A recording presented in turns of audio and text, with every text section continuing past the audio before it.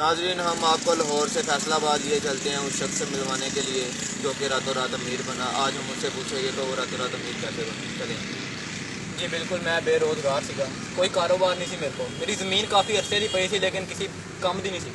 फिर रब की करनी ऐसी हुई कि मेरी ज़मीन गौरमेंट के खाते च आ गई। मैनू पैसे मिले, मैं फैसलाबाद उठिया लाहौर जाके मैं पाया चिड़िया घर से रखी 100 रुपया टिकट। मैं गरीब बच्चे भी आए हैं, अमीर भी आएंगे, चलो वेख लैनगे जानवर जूनवर, लेकिन कोई लोरी नहीं आया।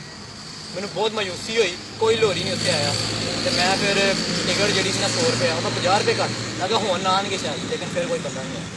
फिर मैनू इन्ना की यानी कि होया ना, तो मैं कहा यार लत्त घुट लाती घुटने और सरदाई इन्होंने अपनी ज़मीन बेच के चिड़ियाघर बनाया जनाब। इन्होंने ज़मीन बेची थी। यार पहले तू दस दे। Sorry sir, sorry. मैं टिकट 50 रुपये करती, फिर कोई बंदा ना आया। अगले हफ्ते मैनू किसी ने कहा कि यार तू फैसलाबाद की तरीका ला, शायद तेरा काम बन जाए। मैं क्या भी गल है। टिकट मैं खत्म ही करती, मैं फ्री करता। फ्री करन दी देर सी लाहौर ही लाहौर, सारा लाहौर चिड़ियाघर लाहौर ना एवें भरिया जिवें पता नहीं की हो गया। कीता मैं बंद बुआ चिड़ियाघर का, ते पिछों दिता छड़ शेर छड्डिया ते वाम गए बाहर कड्डो। बाहर जान दी टिकट रखी तेरे भरा ने 300 रुपया। ऐ टिकटां विकियां ते रातों रात मेरा लैदर की जैकेट कित्थों ही लई।